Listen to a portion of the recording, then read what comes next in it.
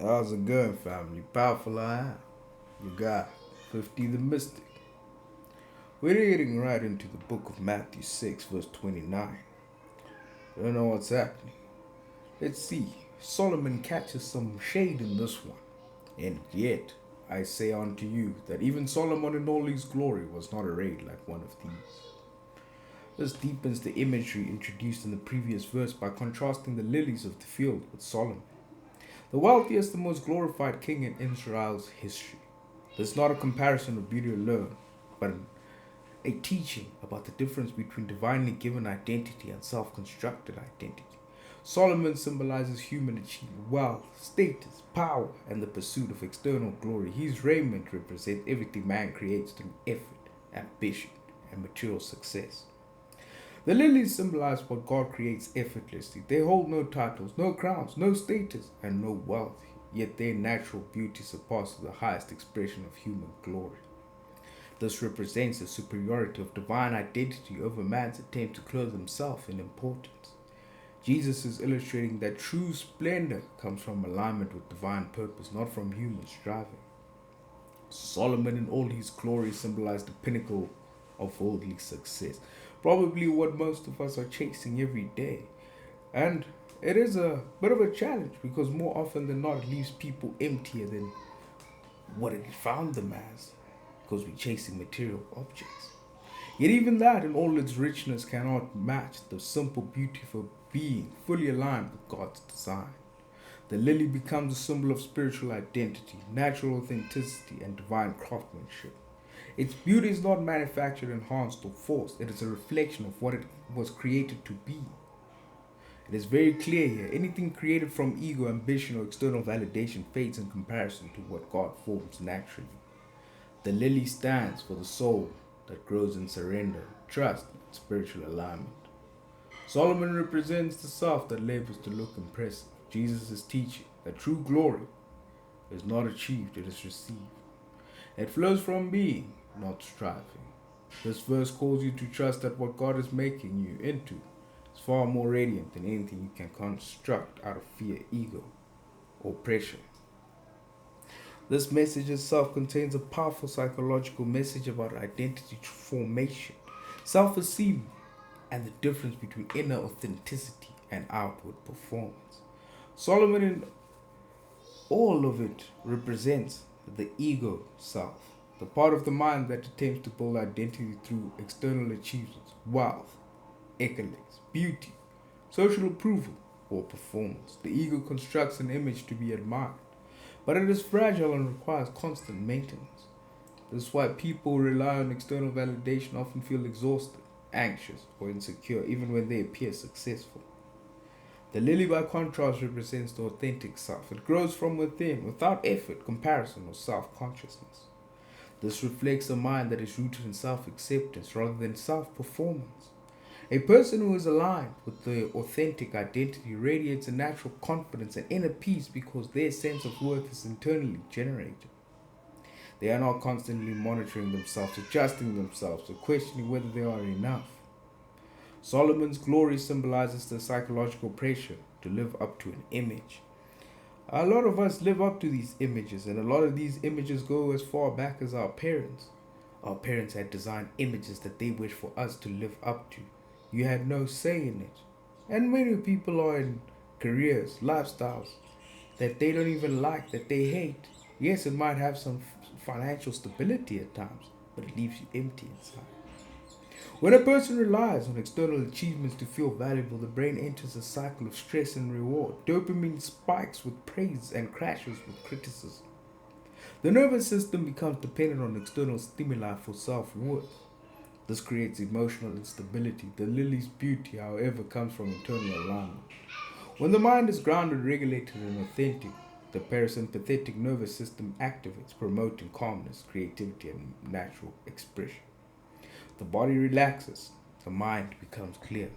True attractiveness emerges from within, not from effort.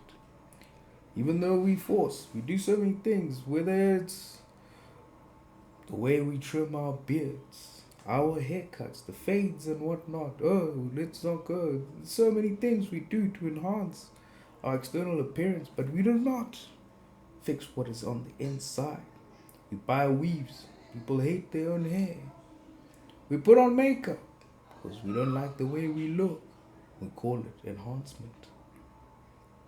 Everything is just a facade. Most of the things on the outside appearance are just a facade. And what really matters is what's on the inside, of which many a people are empty on the inside. Jesus' comparison teaches that inner alignment produces a psychological radiance that no amount of external striving can match. When identity flows from authenticity rather than ego, the mind becomes stable, peaceful, and naturally expressive. And this reveals a deep cosmic principle about the difference between natural divine expression and artificial human striving.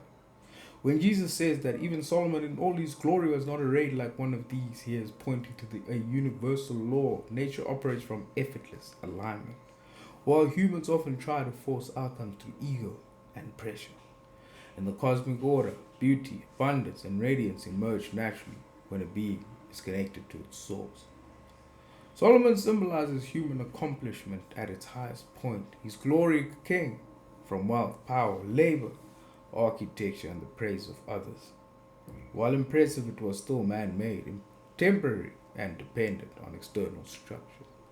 Nature, however, expresses divine craftsmanship without force. A lily grows because it is aligned with the laws of creation. Sunlight, soil, water, timing, and design. It does nothing extra. It performs no rituals of self-adornment. Its beauty is the direct result of divine order. It teaches that what is natural is always superior to what is artificial. A lily's splendor cannot be replicated by human effort because it emerges from pure alignment. This reflects a greater truth. The universe rewards authenticity, not performance. Hey, you may come and say, but certain people are evil and it looks performative. No, you need to understand, even the evil and cruel people of the world, they are authentic to who they are. They are not pretending. Most good people, or people who call themselves nice, are actually the ones who are performative in nature. While the evil one you claim is evil is actually authentic to the core essence of who they are, while you pretend, seeking validation from your pretenses.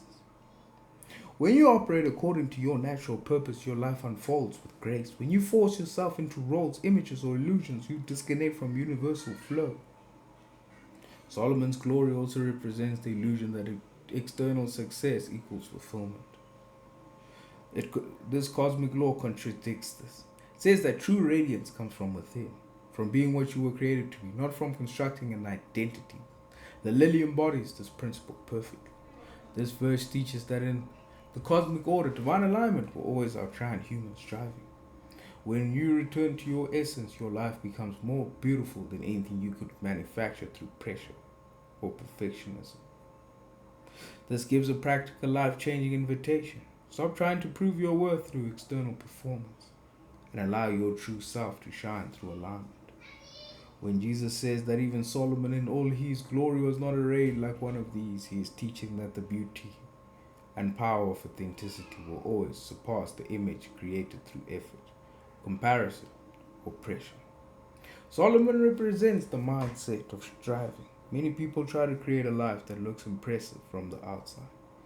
They push themselves to appear strong, successful, wealthy, or put together. They chase achievements to gain validation. They construct identities that drain them emotionally and spiritually. Yet no matter how much they accomplish, they still feel unfulfilled because their worth is built on unstable foundations. The lily represents effortless authenticity. It does not try to be beautiful. It does not compete. It does not compare or hustle for recognition. Its radiance comes from being aligned with its nature. This means your greatest strength, impact, and beauty come from being who you truly are, not who you think you must be to impress the world. And I always like to say this is the most difficult of things. Most of us don't even know who we truly are. You know, it is said even in the scripture that you need to be a child again to access the kingdom of heaven. Shows you the extent to which you have been programmed on what others believe. You don't know what your spirit, your true essence actually believes itself to be. Everyone has been giving you opinions of how they think you should be. And this verse challenges you to release the pressure of perfection. Stop dressing your life in artificial glory. Stop measuring your worth by outward success. Stop chasing an image. When you live from authenticity rather than image management, your confidence becomes natural, your decisions become clear, and your presence becomes powerful. You do not need to outshine others. You only need to align with yourself. The moment you embrace who you were created to be, your life becomes more radiant than anything you could construct through force. Like the lilies, your greatness emerges when you stop striving and start aligning. And for the next one, we're getting closer to the end, but we're going into another chapter to wrap up this week. Matthew 6, verse 30.